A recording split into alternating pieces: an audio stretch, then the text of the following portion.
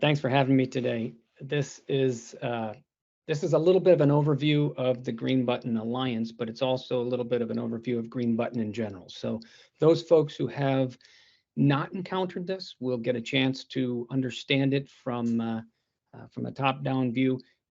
Consider it sort of the back of the potato chip bag or potato crisps bag, depending on where you're located, and and it'll give you the basics. So let's go around and take a little look at a little bit of the standard first, and then we'll come back and look at what the Alliance does in that regard. But you'll see me bouncing back and forth just a little bit so that you can get a kind of a feel for how it all relates.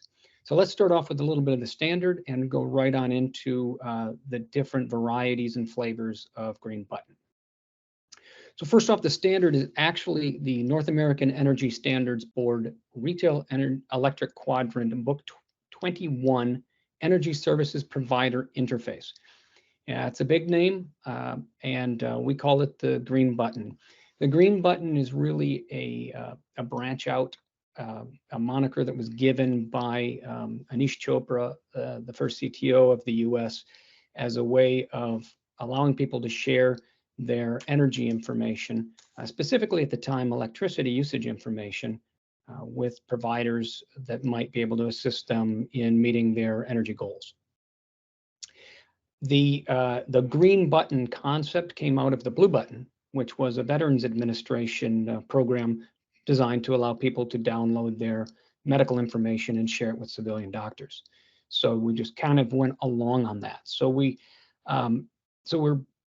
dealing with a logo that has to be in green when we're talking about Green Button, and we incorporate it. So we're very protective of the logos, even though we don't specifically own them. You'll see a trademark here on this logo. This is a trademark of the U.S. Department of Energy, and outside of the color green, it is a logo of the U.S. Department of Health and Human Services, which administers the Veterans Administration.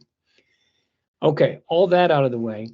We have two different flavors of Green Button. One is Connect My Data, the other is Download My Data.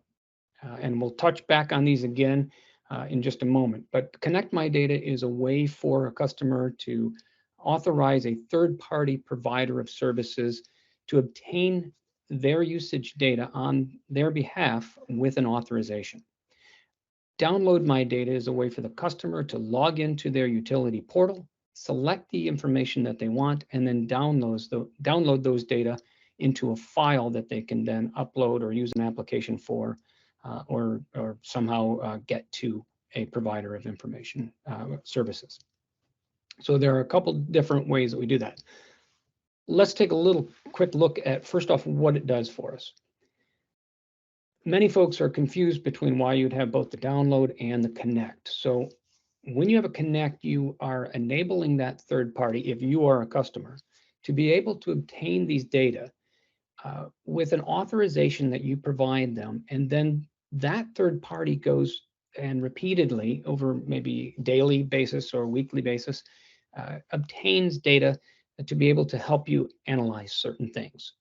And this is typically something like a situation where you'd want to have a constant analysis. This is really helpful for businesses that are looking for deficiencies in their building management equipment. They're looking for ways to measure one property against another to see which is more efficient, things like this. And they're looking at this throughout the year and an ongoing basis.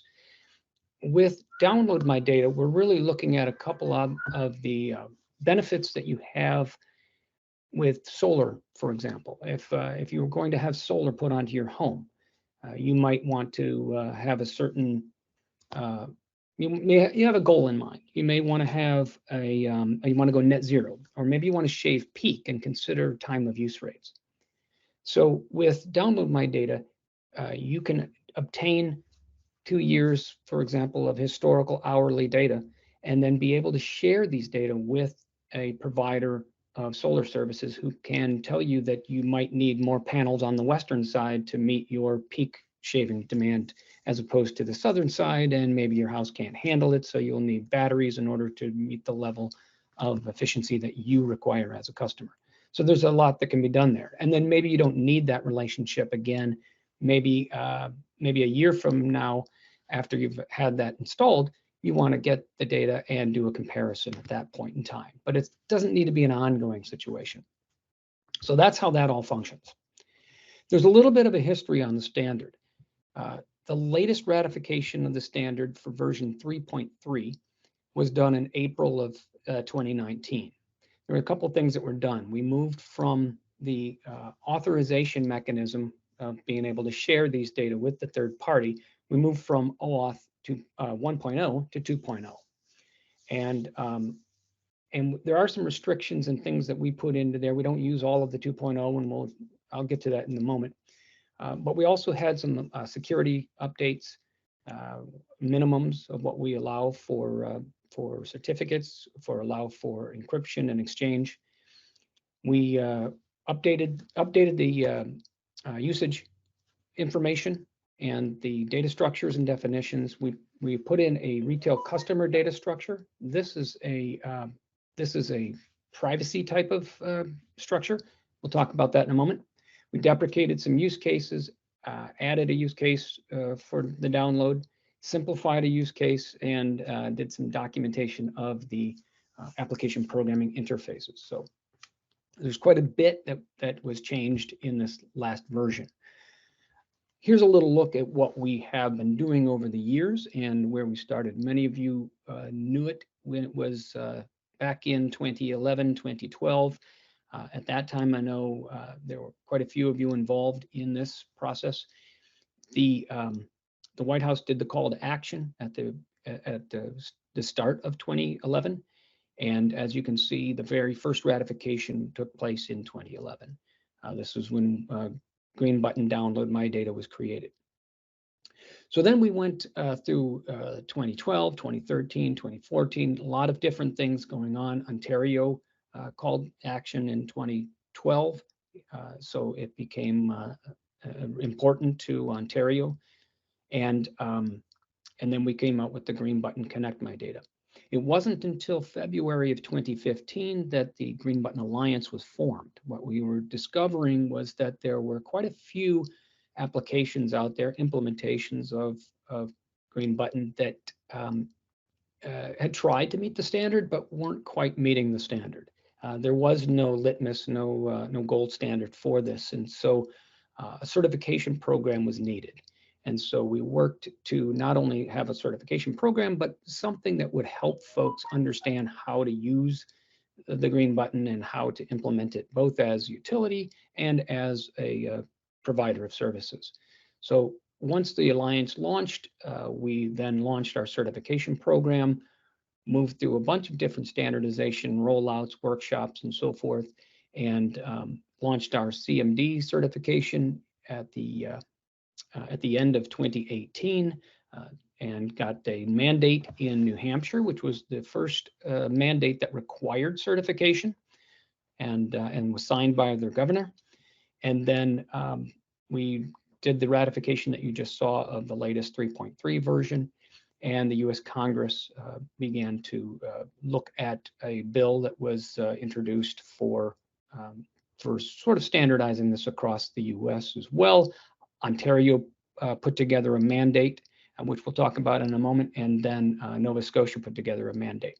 So that brings us to 2023.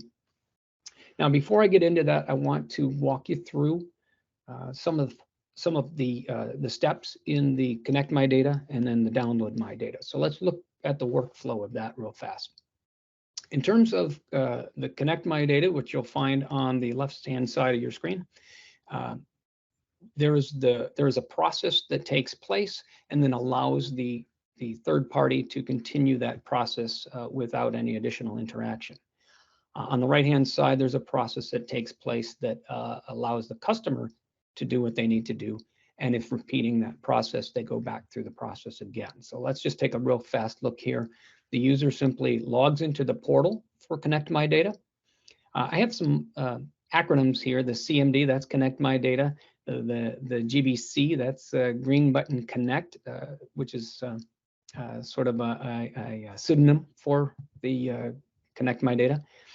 And then you'll see that the DMD and the GBD is the same. Download my data and green button download.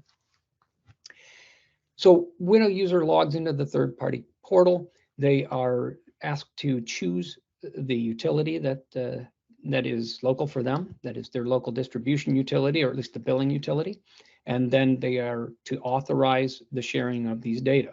And the user needs to verify their credentials with the utility using the OAuth mechanism, which is very similar to logging into some disparate website with Facebook or LinkedIn or Apple or Google credentials in order to verify that you are you.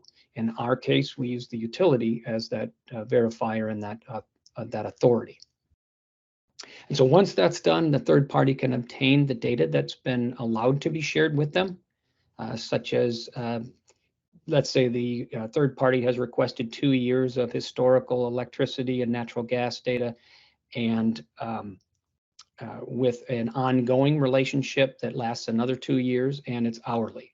And perhaps when that's presented to the user says, no, I only want you to have this information that you've requested for 1 year. Not ongoing for 2, but just ongoing for 1. And they may say, you don't need my natural gas data, so only my electricity data.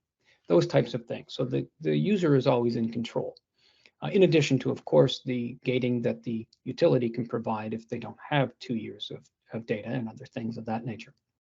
So that is all handled within that process. And then after that, the third party obtains the data on behalf of the user on an ongoing basis, as we discussed. So that's how CMD works. Now with DMD, the process is very different because the user logs in to the portal. The user will select the data that they want to download, choosing a time frame and choosing the type of information, a type of resource. And then the user will obtain a file. It will be in an XML format, and it will use this file in any number of variety of ways, uploading it to third-party websites, using an app, etc. It is XML, so if you have XML tools, you can certainly look into the file and see it that way. You can even open it with a text editor, though you would likely not understand a great deal of it.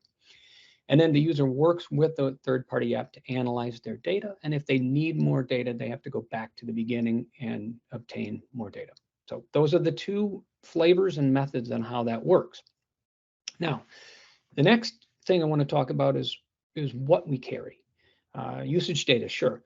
But what about the things related to privacy? So I want to talk about the personally identifiable information, the PII that's in there. And what we constitute as personally identifiable are some of these types of things you see here on the screen. Account name, account address, maybe an identifier for your account, the service location of where you are, the type of service that you have, a meter number, serial number, meter type, those types of bits of information that might reveal a little bit too much about you as an individual or you as a company. There may be some other things, such as what types of demand response programs you're involved in. Are you a low-income user? There are a whole bunch of different things, even to the extent of local time parameters, which can reveal in a situation where a utility crosses time zones where you might be. But local time parameters are important to mark the intervals. So this is both a personal thing as well as a non-personal metadata for the data. So just as an example, that would be considered both. Now, the reason that's important to consider those separately is because we actually divide them into 2 separate files if you're using download, or 2 separate streams if you're using connect. Rather than using an entirely combined single sending of a file or stream. And the advantage to this is numerous, but I'm going to just try to show you a little bit of how this functions. We provide some security in the sense that if only usage data were to be shared, nobody will have any idea what meter it relates to, what address that meter sits upon. They would not know your name or your phone number or your account number. They would only have a file that has nothing but usage information, interval data, and how that's broken apart. Now, with the two files, we relate these data by using a unique identifier. Now, I have a very simple 10-digit number here, but we use UUIDs. So they're quite long, and those UUIDs will be related to a particular reading or interval, if you will, within a time frame that was established when you selected the data you wanted to share. And then that piece of information is correlated with the personal information that relates to it. So for example, 4 kilowatt hours used between 4 and 5 p.m. on a given day, and then it's associated with a particular meter number for a given property in the other file. And you use those UUIDs to connect those.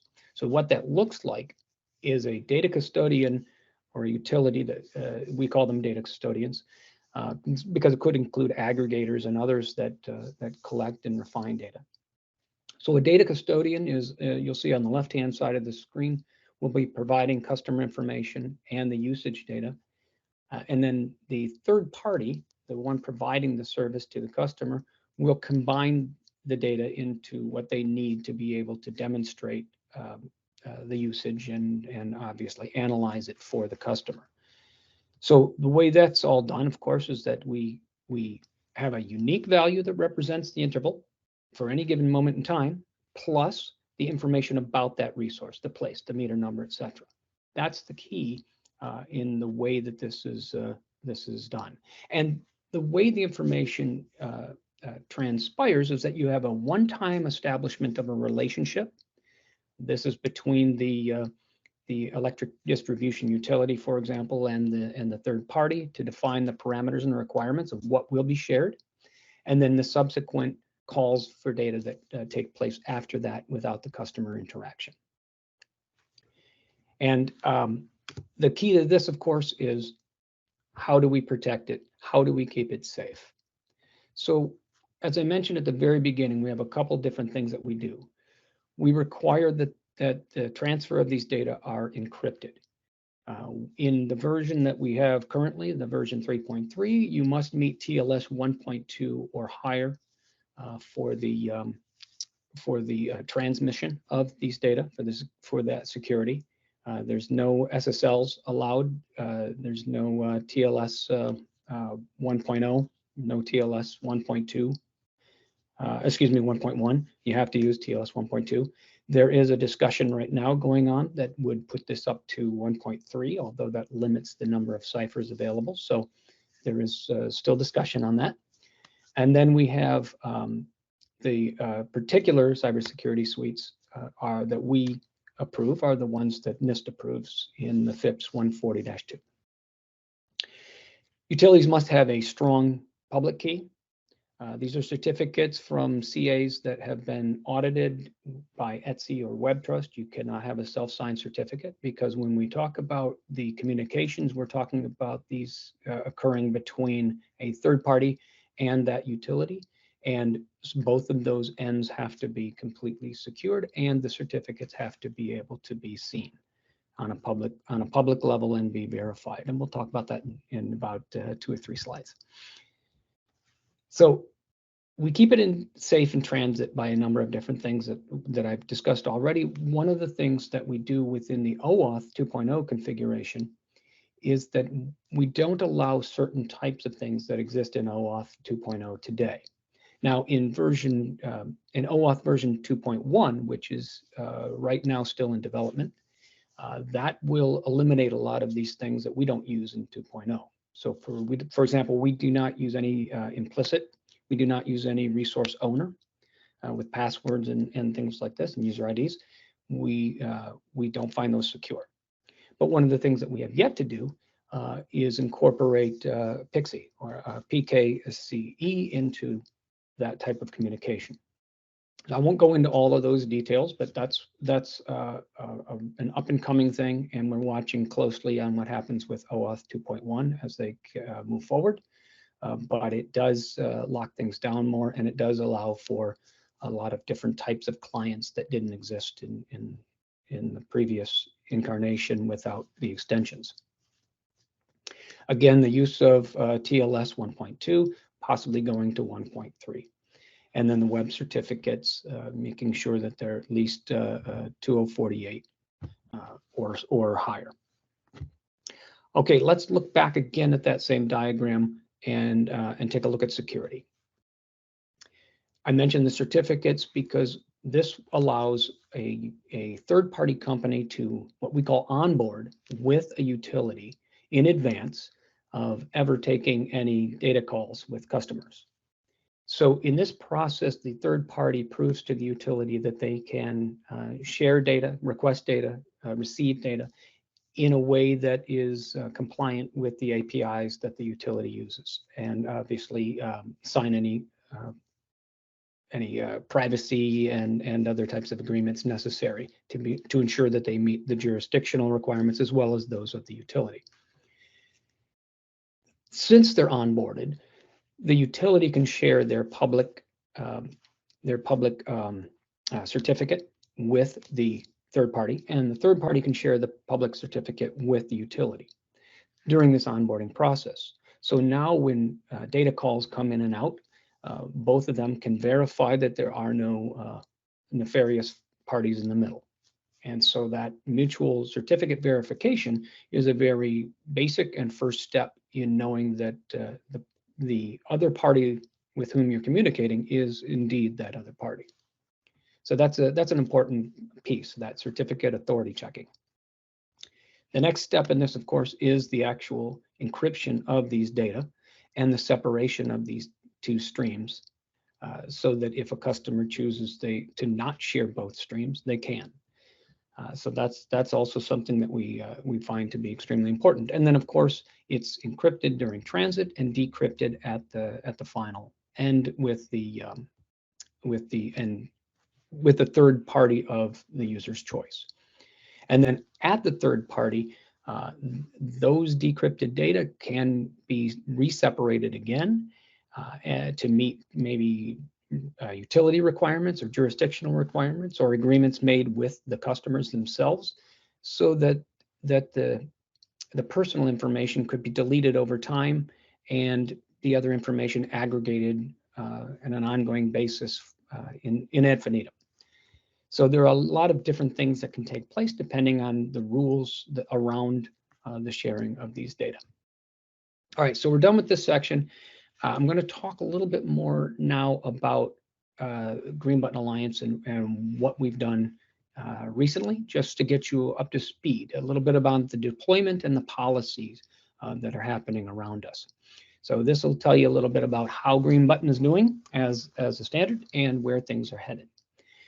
So at this stage, I'd probably put in a little drum roll. And for those who do not get our newsletter or haven't visited our website in the last 2 days, you will get to see that we have reached a milestone of certifications. We have now 75 implementations certified to the Green Button standard. This includes Download My Data and Connect My Data, so we're pretty excited about this. The whole idea on certification is really to ensure that there's interoperability at the standardization level, so that when third parties go and offer a service in California, they can offer that same service in New York without any difficulty in interfacing and onboarding with those utilities, because they are meeting the standards at the utilities level. So this helps regulators with their modernization efforts by establishing a base of utilities that are all using the same methodologies of sharing data.